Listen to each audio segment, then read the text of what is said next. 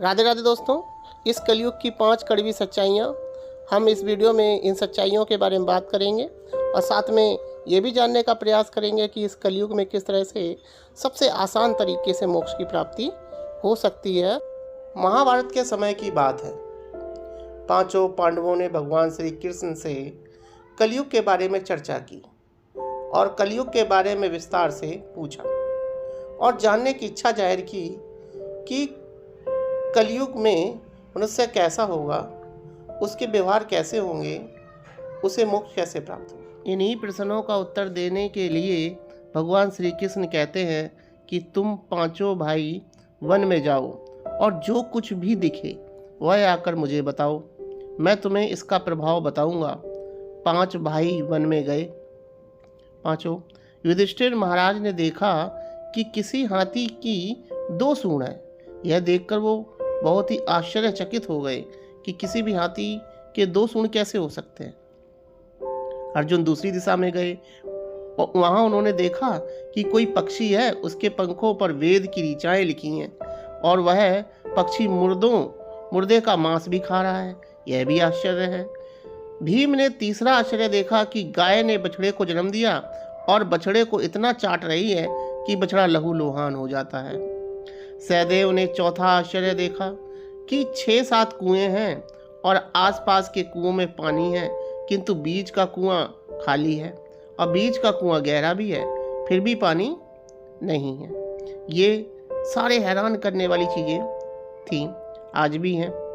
5वें भाई नकुल ने भी एक अद्भुत आश्चर्य देखा कि एक पहाड़ के ऊपर से एक बड़ा ही विशाल पत्थर लुढ़कता लुढ़कता आता है और कितने ही वृक्षों को टकराने पर उन वृक्षों के तने उसे रोक नहीं पाते, किंतु वह अन्य शिलाओं के साथ टकराकर वह नहीं रुक सकता। अंत में एक अत्यंत छोटे पौधे का स्पर्श होते ही वह स्थिर हो जाता है। पांचों भाई बड़े आश्चर्य से इन सबको देखते हैं और महसूस करते हैं। शाम को जब श्री कृष्ण के पास गए और अपने अपने अलग अलग दृश्यों का वर्णन किया, युधिष्ठिर कहते हैं, मैंने 2 सूंड वाला हाथी देखा जो मेरे आश्चर्य का बड़ा कारण था।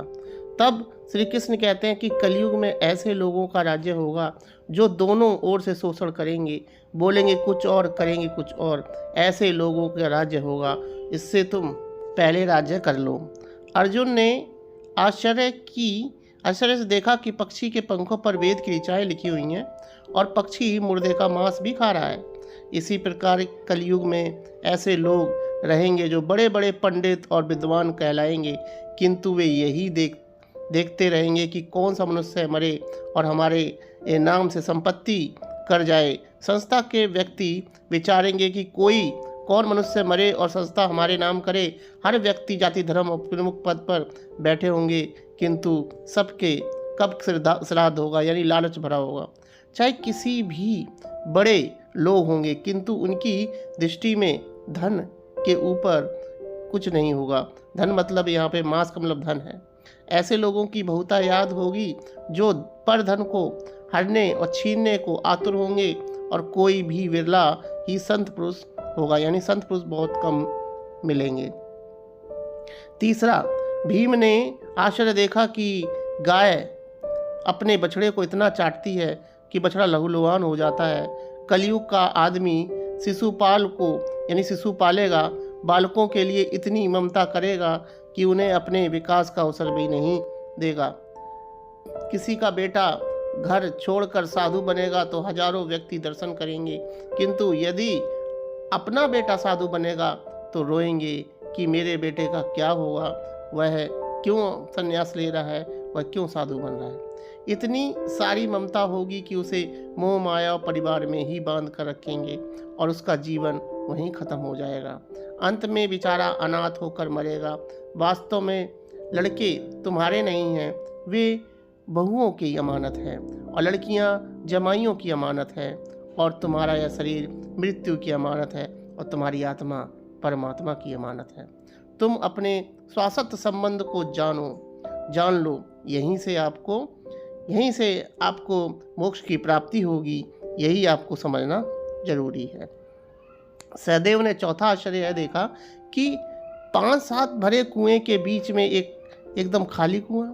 कलयुग में ये धनाढ़ लोग लड़के लड़की के विवाह में, मकान के उत्सव में, छोटे बड़े उत्सव में तो लाखों रुपए खर्च करेंगे। पड़ोस में ही यदि कोई भूखा प्यासा होगा तो यह नहीं देखेंगे कि उसका पेट भरा है या नहीं।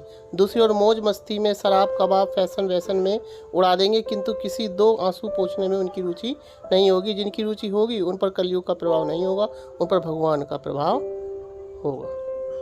पांचवा आश्चर्य यह था कि बड़ी चट्टान पहाड़ से लुढ़कती है। वृक्षों के तनों और चट्टान दूसरे चट्टानों से रोक नहीं पाते, किंतु एक छोटा सा पौधा जो टकराते ही वह चट्टान आराम से रुक जाता है। कलयुग में मानव का मन नीचे गिरेगा, उसका जीवन पतित होगा। या पतित जीवन धन की शिलाओं से नहीं रुकेगा और ना ही सत्ता के वृक्षों से रोक सकेंगे, किंतु हरि के नाम एक छोटे से छोटा पौधा हरि के कीर्तन से बड़े मनुष्य के सार पतन को रोक देगा।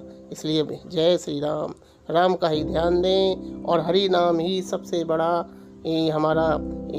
बड़ा इस कलयुग में सबसे मोक्ष की प्राप्ति का साधन हरि नाम है।